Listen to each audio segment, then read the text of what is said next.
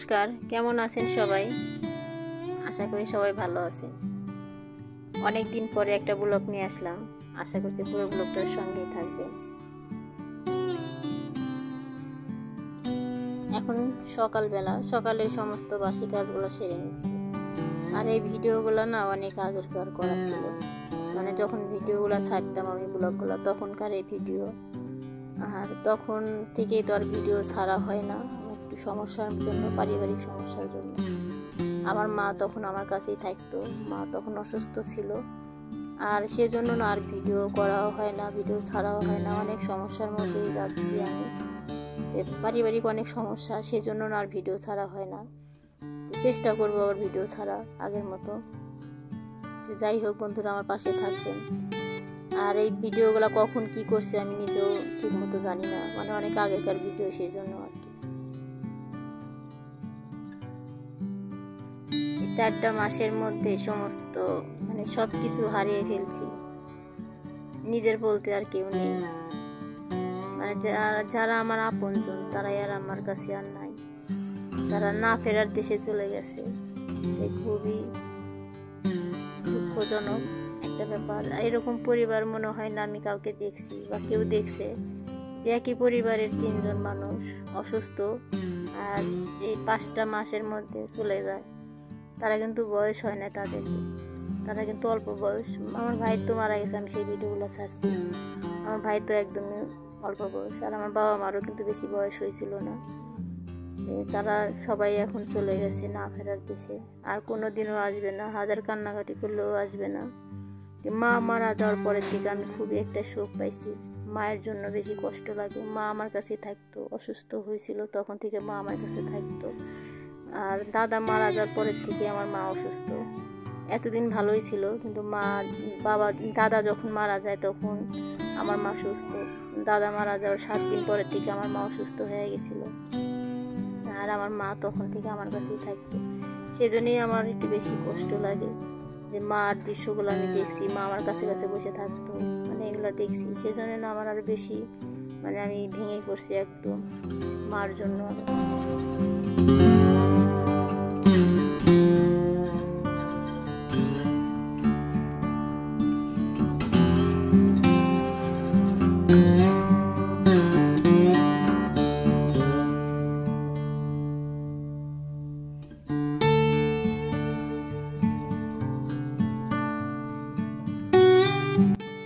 আমি যখন সংসারের এই কাজগুলো করি, মানে যখনকার ভিডিও আর কি, তখন মা কিন্তু আমার কাছে কাছে বসে আছে তখন, আর বলছে এত কাজ করা লাগবে না, সারাদিন কাজ করা লাগে, আমার কাজকর্ম করা লাগে। মানে মা অসুস্থ ছিল, মা এক গ্লাস জলও ভরে খাইতে পারতো না, মানে চলাফেরা খুবই তার কষ্ট হতো।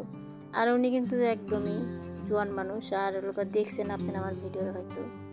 আর আমার মা এই অসুস্থর জন্য না একদম বুড়া হয়ে গেছিল, মানে কিছুই করে পারতো না, সব কিছু তাকে তার কাজগুলো করা লাগতো আমার, সেই জন্য আর কি। আর তখন আমার এই বাসার ভিতরে কেউ ছিল না, পুরো বাসা আমি নিজেই আমার ছিল। আর মা এই ঘরের মধ্যেই থাকতো সব সময়। আর এই ঘরে খাট নাই, এখানে আমি নিচে বিছানা করে দিয়েছি, মা নিচেই থাকতো। আর ওই ঘরে শুইতে বলছি, কিন্তু ওই ঘরে থাকে নাই, মা এই ঘরে থাকতো।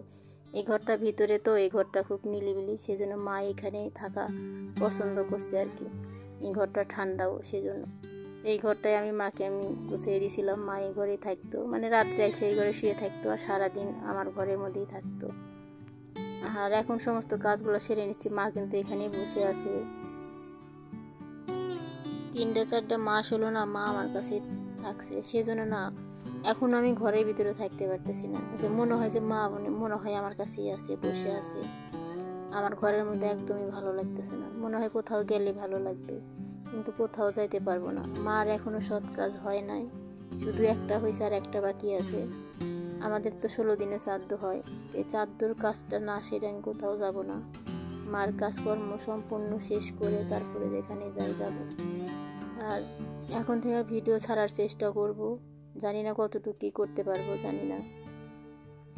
আর 1 মাস আগে আমার বাবা মারা গেছে, পুরো 1 মাস পরে আমার মা মারা গেছে। বাবা মারা গেছে জুন মাসের 2 তারিখে, মা মারা গেছে জুলাই মাসের 2 তারিখে, তো পুরো 1 মাস। সেই জন্য অনেকেই বলছে যে এরা খুবই ভালো মনের মানুষ ছিল, মানে দুজনের মনের মিল ছিল, সেই জন্য এরকম মারা গেছে। আর আমার বাবা অসুস্থ ছিল, কিন্তু বাবা অতটাও অসুস্থ ছিল না যে মারা যাবে। বাবা হঠাৎ করে 7 দিনের মধ্যে বেশি অসুস্থ হয়ে বাবা মারা গেছে। আর তখন থেকেই না মা একটু ভেঙে পড়ছিল বেশি। মা তখন থেকেই বেশি অসুস্থ হয়ে গেছিল। মা যে একটা মাস ছিল, মানে মা ওই একটা মাসের মধ্যে না বেশি ওঠা বসা করতে পারতো না। আমি মাকে কোলে করে নিয়ে যাইতাম, চান করাইতাম, বাথরুম করাইতাম, কোলে করে নিয়ে করাইতাম। মা আর হাঁটতে পারতো না। বাবা মারা যাওয়ার পরের থেকে মার এরকম অবস্থা হয়ে গেছিল। আমার বাবা মা ভাইয়ের জন্য সবাই আশীর্বাদ করবেন, তারা জানি ভালো জায়গায় যেন স্থান পায়, ভালো ঘরে যেন জন্ম হয় তাদেরকে। আর আমাদের যে কষ্টটা, আমরা 2টা বোন আছি, সেই কষ্ট আমাদের কোনোদিনও শেষ হবে না। বাবা মা যে কি জিনিস, মায়ের মতো দুনিয়াতে কেউই হয় না, কিন্তু মা তো মাই হয়। মায়ের মতো কেউ আদরও করতে পারবে না, কেউ কিছুই করতে পারবে না মায়ের মতো। মা দুনিয়ার উপরে শ্রেষ্ঠ। মা যতই যেরকমই থাকুক না কেন, সে মার মতো কেউ হবে না। তো যাই হোক, মার এখানে বিছানাটাও করে দিলাম, মা এখানেই থাকে। আর এখানে মা বসে আছে, মাকে বলছি মা তোমার এখন ছবি উঠাই, কয় উঠাও, ফাইন করে বসে থাকলো। তখন মা বসে বসে থাকতো জায়গায় জায়গায় এরকম, মানে উঠতে পারতো তখন, মানে ধুয়ে তুলতে হতো এরকম। তো এখানে গাছগুলো তো এখন জল দিয়ে নিচ্ছি একটু, গাছগুলো শুকিয়ে গেছে। আর বাড়িতে যে থাকছি সেজন্য গাছগুলো না মরে গেছে আমার। আর এই গাছগুলো আবার নতুন করে লাগাইছি, তুলসী গাছগুলো। যাই হোক, জল টল দিয়ে নিচ্ছে।